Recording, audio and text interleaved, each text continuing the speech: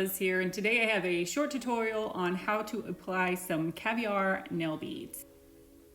So before this video, I went ahead and dipped twice in this beautiful blue color. I filed and shaped my nail. I did my cuticle cleanup. Man, I'm having a hard time saying cuticle today.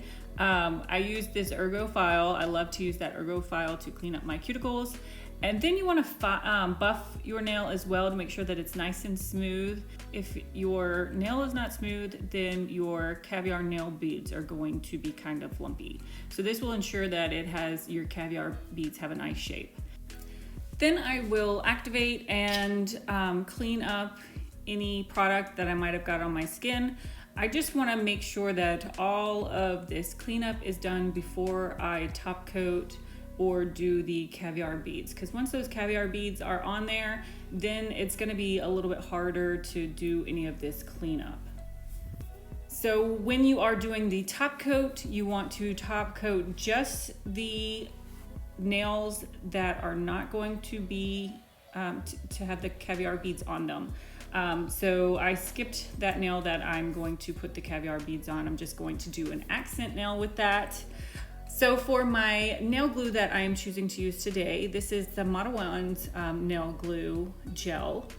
And the gel products like this nail glue or builder gel, a lot of those are not meant to be used as a base coat. So you want to make sure that you use a base coat first before you put the nail glue on your nail.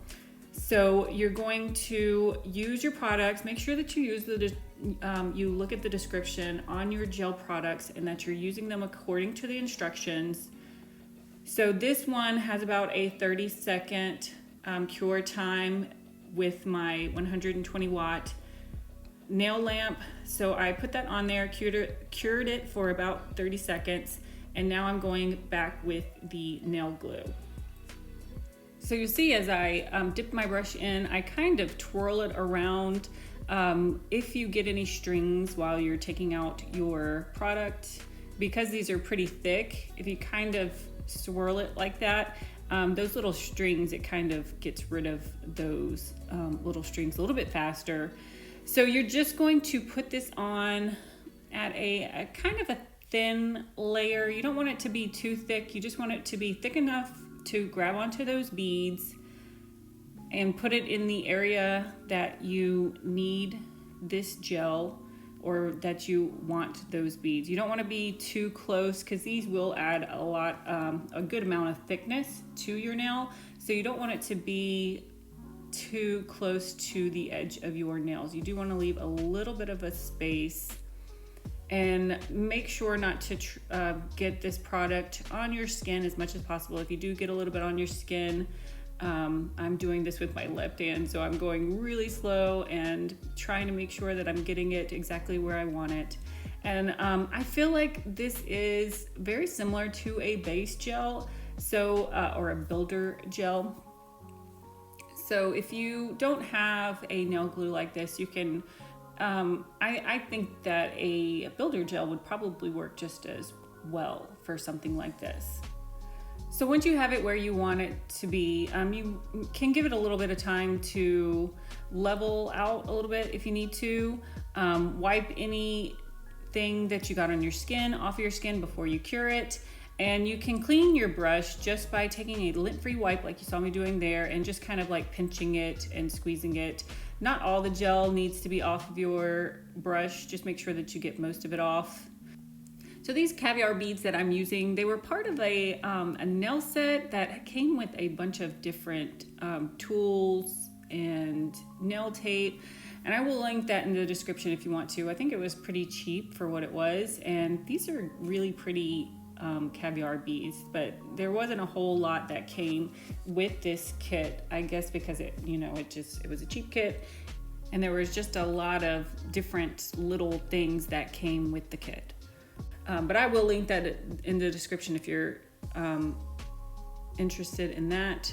This little tool that I'm using now, I'm just trying to push those caviar beads and kind of fix them a little bit. And I got this little tool at the Dollar Tree. I am definitely a Dollar Tree connoisseur. And this was another one of my Dollar Tree finds. I think it might be a clay tool. I'm not really sure, but I mean, it works really well. You can use your it to clean up your cuticles while you're dipping. You know, a lot of people use toothpicks, but this works really well. You just have to be very careful because that is a very sharp point on there. But $1 at the Dollar Tree, you can't beat that. So again, I'm just kind of dipping in and trying to fill in spots where I need it to be filled in. You want it to be exactly the way that you want it to be before you cure, because once you cure, those beads are not going anywhere. And this glue, actually, I was very impressed with this glue. It worked really well. So I will also link that in the description if you are interested in that. Any of the links that you use in the description kind of helps me out a little bit, so I would appreciate it if you buy any of these products, if you would use the links that are in the description. Also, giving this video a like and subscribing to my channel really helps me out so that I can continue to make videos for you like this. So after you fuss for 2 hours and make sure that they're the way that you want them to, I cured mine for 2 minutes just to make sure that it was nice and cured. After the cure time, they seemed like they were on there pretty well, but the next day I did notice that I had a few that fell off the end. So, and I should have known better, you always want to cap your free edge. So this is no different with those beads. You want to make sure that you cap that free edge.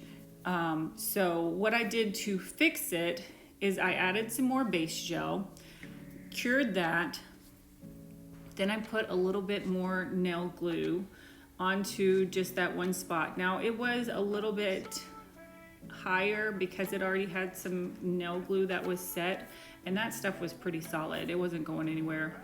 But so those beads that I put on there to fix it in that little spot, they were a little bit, it was kind of hard to like get them kind of even with the other ones, but I did, after fussing and using my tools for a little while, I did get them looking pretty good, what I felt comfortable or felt happy with. And then I put a little bit more base gel on the end to cap my free edge, and I did this off camera, so, but right there at the tip, just right there, like you see me doing there, I cured that, and then I put a little bit more top coat, and my finger for some reason just like went crazy on me. But after top coat, then you want to cure that for 30 to 60 seconds, depending on your instructions. And this is what the final product looked like. But it had a little bit more than what I wanted on there with all of the product. So I just took a crystal file and just filed it down until it wasn't so bulbous, if you know what I mean. I just wanted it to be a little bit more flatter like my other nails. So once I have that fixed, this is the final mani.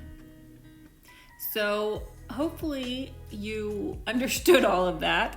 If you have any questions or comments, make sure that you leave them below. And I thank you so much for watching this video, and I will see you next time.